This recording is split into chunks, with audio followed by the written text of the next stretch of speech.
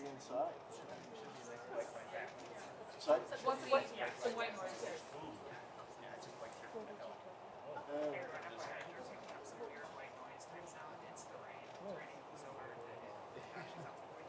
It can't last, right? That's coming from the city. It's a microphone. That's not Ask. Oh, no, I was just telling everyone that if they hear a white noise, it's oh, okay. the rain. Gotcha. Okay. Ask them to stretch this out until the storm passes. Yeah, it does come right on H. It does come right on H Street. Yeah, bus? Yeah. Sure.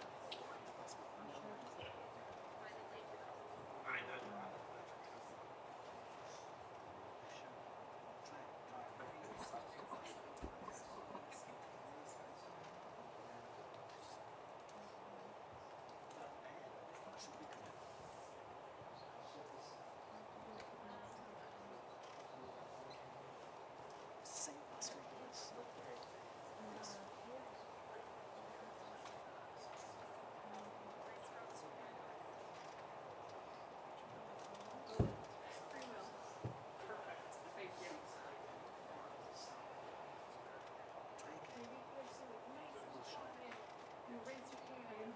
That's good as well. He's raising hands like we're in school and he called me for my name.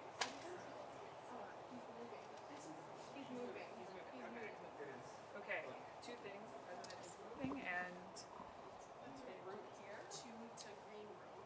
Yeah, so it's not any sort of warning quite yet, but at least he's en route here. Also, he asked me to take questions and I'm just looking at his free will.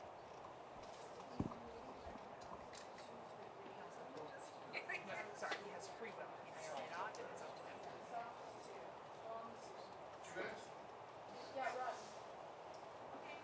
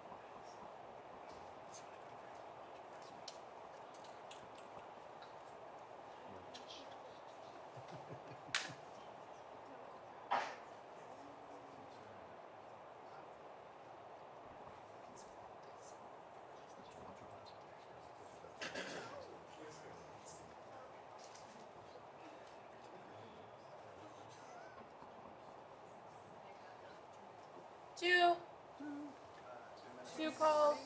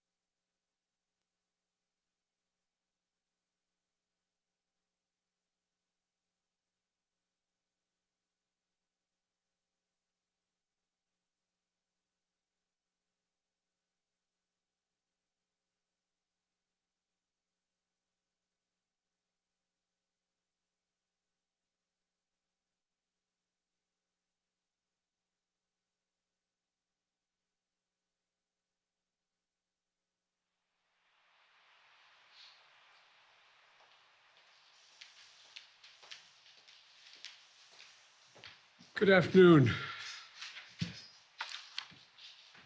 Last week, in the immediate aftermath of the incursion by China's high-altitude balloon, our military, through the North American Aerospace Defense Command, so-called NORAD, closely scrutinized our airspace, including enhancing our radar to pick up more slow-moving objects above our country, around the world. In doing so, they tracked 3 unidentified objects, one in Alaska, Canada, and over Lake Huron in the Midwest. They acted in accordance with established parameters for determining how to deal with unidentified aerial objects in U.S. airspace. At their recommendation, I gave the order to take down these 3 objects due to hazards to civilian commercial air traffic and because we could not rule out the surveillance risk of sensitive facilities. We acted in consultation with the Canadian government. I spoke personally with Prime Minister Trudeau from Canada on Saturday. And just as critically, we acted out of an abundance of caution and an opportunity that allowed us to take down these objects safely. Our military and the Canadian military are seeking to recover the debris so we can learn more about these 3 objects. Our intelligence community is still assessing all 3 incidences. They're reporting to me daily and will continue their urgent efforts to do so, and I will communicate that to the Congress. We don't yet know exactly what these 3 objects were, but nothing right now suggests they were related to China's spy balloon program or that they were surveillance vehicles from any other country. The intelligence community's current assessment is that these 3 objects were most likely balloons tied to private companies, recreation or research institutions studying weather or conducting other scientific research. When I came into office, I instructed our intelligence community to take a broad look at the phenomenon of unidentified aerial objects. We know that a range of entities, including countries, companies, and research organizations, operate objects at altitudes for purposes that are not nefarious, including legitimate scientific research. I want to be clear.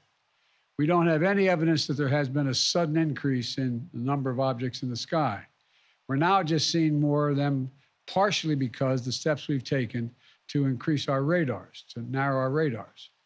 And we have to keep adapting our approach to dealing with these challenges. That's why I've directed my team to come back to me with sharper rules for how we will deal with these unidentified objects moving forward, distinguishing between those that are likely to pose safety and security risks that necessitate action and those that do not. But make no mistake, if any object presents a threat to the safety and security of the American people, I will take it down. I'll be sharing with Congress these classified policy parameters when they're completed, and they'll remain classified so we don't give our roadmap to our enemies to try to evade our defenses. Going forward, these parameters will guide what actions we'll take while responding to unmanned and unidentified aerial objects. We're going to keep adapting them as the challenges evolve, if it evolves.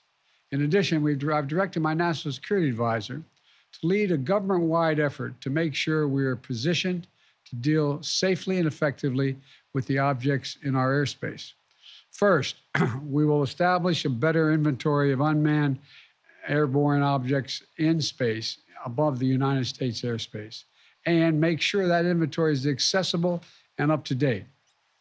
Second, we'll implement further measures to improve our capacity to detect unmanned objects in our airspace.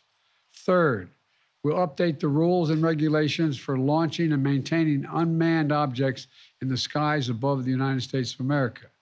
And fourth, my Secretary of State will lead an effort to help establish common global norms in this largely unregulated space.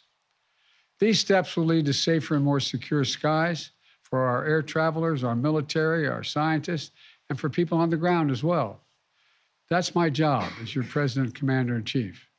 As the events of the previous days have shown, we'll always act to protect the interest of the American people and the security of the American people.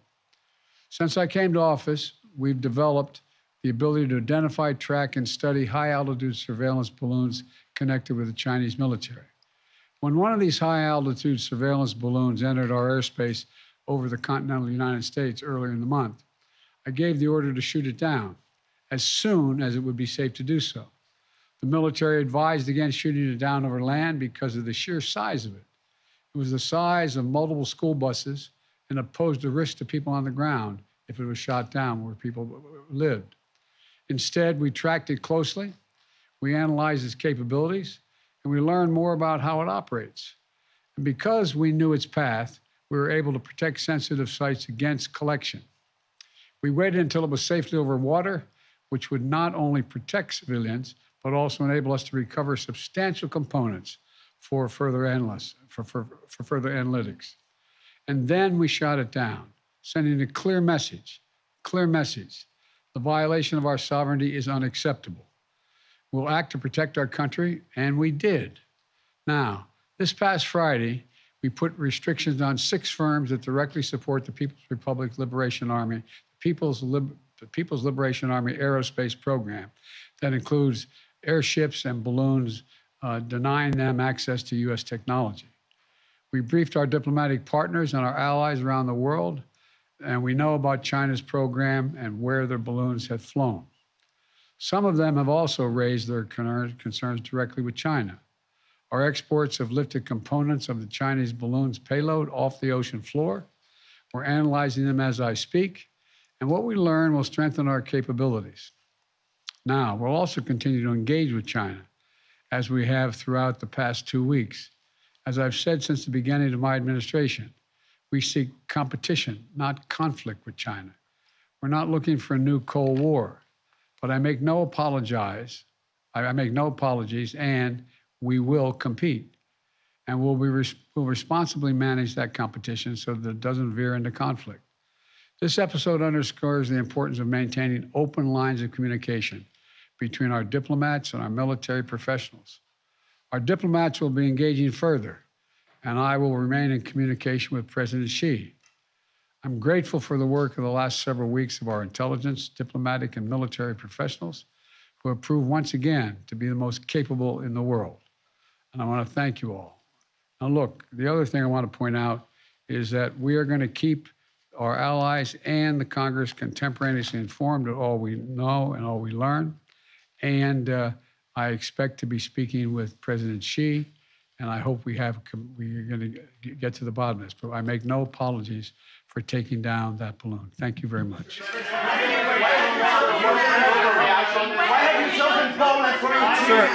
Sir, the question was it? There's been criticism. There's been criticism that this wasn't. There's been criticism that this. China compromised by your family's business relations. Sir, Mr. President, there has been criticism. Did you overreact? Mr. President, there has been criticism that this was an overreaction that was done because of political pressure. You come to my office and ask the question when you have more polite people. Mr. President, why have you chosen Poland for your trip to mark anniversary of the war? And what's your message? What? When are you speaking to President Xi, Mr. President?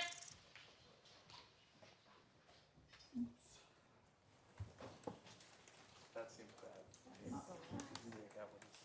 He said when you have more questions. He said when you have more respectful people will take your questions. Well, I mean, he can't hear if everyone's shouting. Yeah. That does not help our ability to get information out of the president. He was going to answer. That's a really poor way to handle that. When he starts to engage with one reporter, let's let him engage with that one reporter and then move on, and not shout over each other all the time. That's embarrassing. It's also unproductive. And unproductive. He was clearly ready to take questions on the balloon.